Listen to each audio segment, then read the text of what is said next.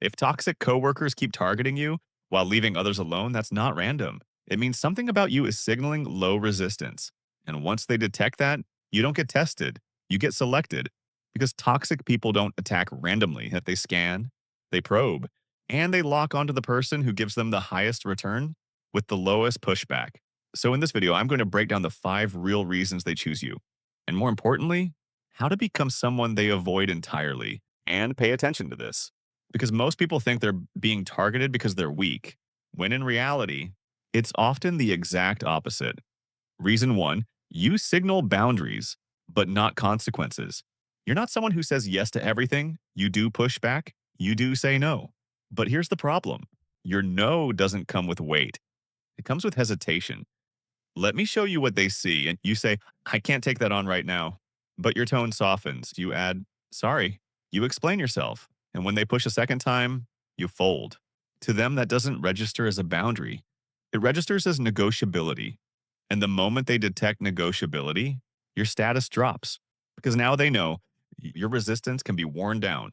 3 signals you're giving off: you apologize when setting limits, you over explain your decisions, you change your answer under pressure. You're not being targeted because you're weak. You're being targeted because you're persuadable. And in any social environment, the most persuadable person becomes the easiest to manage. And it gets worse because the next reason isn't about weakness at all. It's about something most people think is an advantage. Reason two, you're competent, and that makes you a threat. This is where people get it completely wrong. Toxic coworkers don't just go after weak performers, they go after people who expose them.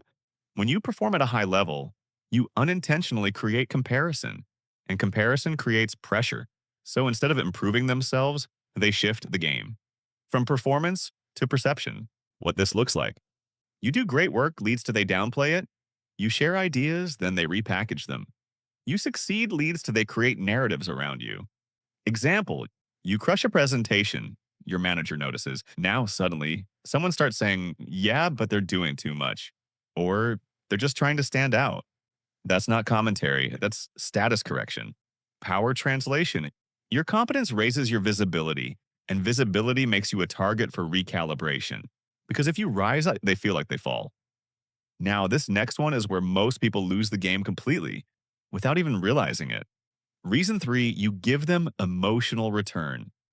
Toxic people don't just want control, they want reaction. Every emotional response you give out is reinforcement. It tells them this works. Example, they make a passive aggressive comment in a meeting. You react, you defend, you get tense. And in that moment, they've already won because the goal was never truth. The goal was impact. What they're actually doing, they're running emotional experiments. Does this trigger them? Can I get a reaction? How far can I push? 3 signs you're feeding this. You visibly react, tone, face, body language. You try to explain or defend yourself emotionally. You keep thinking about what they said after. Power translation. You're not being targeted because they dislike you. You're being targeted because you're stimulating. And people repeat behaviors that produce stimulation. Now, here's the part nobody wants to hear, because this one has nothing to do with personality and everything to do with positioning. Reason four, you don't have social cover.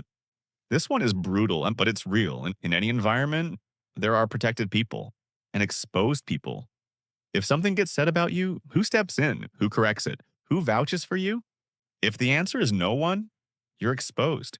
What toxic people see, they don't see you as weak. They see you as unsupported. What this looks like: you're not part of informal conversations. You're not looped into decisions early. You don't have people referencing your work when you're not there. Power translation. Social protection equals leverage. No protection equals low risk target. And toxic people don't take risks, they take opportunities. Now, the last one is the one that traps the smartest people because it feels like a strength. But in the wrong environment, it becomes a liability. Reason five, your empathy lowers your defense. You try to understand people. You give them the benefit of the doubt. You assume good intent. That creates delay.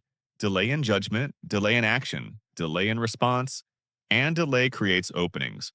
Example, they underperform, they give you a reason. You believe them, you compensate, then it happens again and again until you realize This isn't a situation, it's a pattern. What they're actually doing. They're using guilt, emotional framing, personal stories to bypass your defenses. Power translation. Your empathy isn't the problem, your lack of filters is. Because in competitive environments, intent doesn't matter, behavior does. So now the real question, how do you stop being selected? One, remove negotiability. No apology, no explanation. Just, I can't take that on. Two, create friction. Follow up, document. Confirm things in writing, make interactions cost them effort. Three, build visible alignment. You don't need everyone. You need a few people with social weight who know your value. Four, eliminate emotional return. No reaction, no defense, no visible impact, just neutral presence.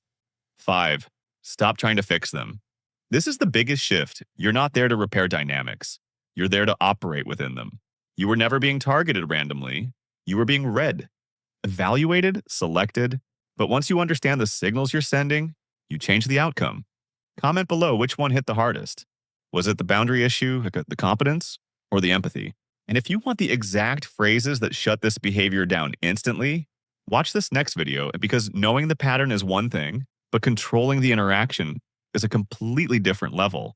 And if this helped you see what's really happening beneath the surface, just know these videos take hours of research into psychology and behavioral patterns.